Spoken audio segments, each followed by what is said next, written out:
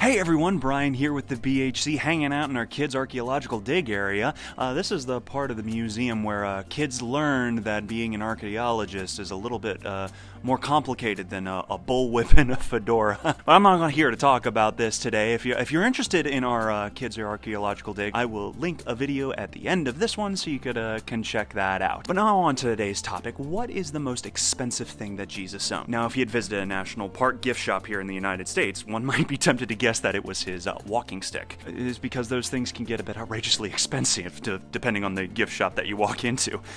Well, except ours. Which you can get a walking stick here at the Biblical History Center gift shop, or if walking sticks aren't your thing, we have a bunch of other options over on our website at www.biblicalhistorycenterstore.com/s/store. The link is also in the description. Now, while Jesus would have had a walking stick and maybe some more personal items in a satchel or a small pouch that would have acted as his wallet, these would not have been as expensive as his clothing. Yes, you heard me right. Jesus' clothing would have been the most expensive thing that he owned. As a matter of fact, it was the most expensive thing that the average Jewish peasant would have owned. Here in the United States, our clothing can be on the relatively cheap side, but that's because of modern manufacturing methods. In ancient times, it was a long and expensive process to make just one article of clothing, so clothes could get pretty pricey. A normal set of clothes, which included an inner tunic like this, an outer tunic like this, and a belt, which was usually just a piece of leather or cord/rope, these could take you back, in modern currency, about $300 to $500. So the way I like to put this in a more modern context is something like your phone. Now, modern smartphones would be a tad more expensive comparatively to these robes, but let's be honest, you don't need more than one smartphone, do you? Well, same went with Jesus and clothing and the clothing of his day. People generally only had one set of garments that they would wear every single day.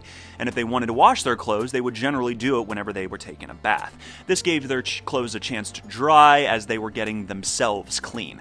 Now, clothing was a high-value item in ancient times because it showed off many things, from riches to piety to modesty. Now, I'm going to jump ship here and talk a little bit about the crucifixion, specifically the Roman guards at the crucifixion of Jesus Christ.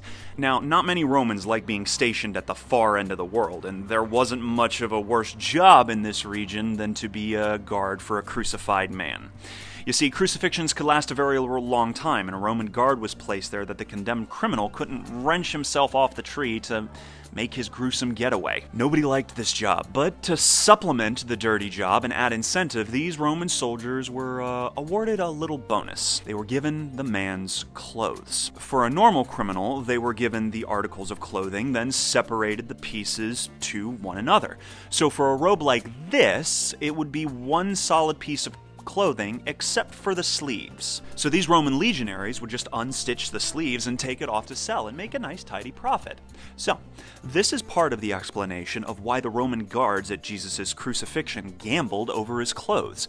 You see, we believe Jesus' clothing was a bit different. Instead of a garment that had multiple seams, this was a garment that was just made of one piece of cloth. This gives us a clue that this piece of clothing was given as a special gift, and it was handmade by someone close, instead of piecemeal like the other garments of the day. So when it came time for the soldiers to divide his clothing amongst themselves, they didn't have any seams to rip and didn't want to ruin a perfectly good robe.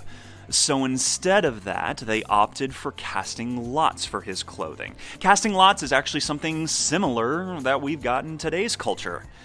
Ever heard of the lottery? The lottery? Instead of the mega millions that the lottery can bring today, casting lots in ancient times was more akin to flipping a coin. They would roll a lot of dice or sticks or stones to determine a random number, and thusly the victor. How was that decided? We don't exactly know. That was lost to time. All we know is that lots were cast and a prophecy from Psalm 22 was fulfilled. Dogs surround me, a pack of villains encircles me, they pierce my hands and my feet.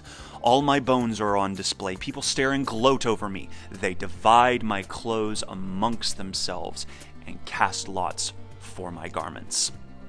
Well, thank you for taking your time out of your busy day to spend a moment with me here in our archaeological dig site. I hope your week goes well, and I'll see you next time. The video, or the trailer as I should say, for our archaeological dig is going to be right here. Thanks, guys. I'll see you next time.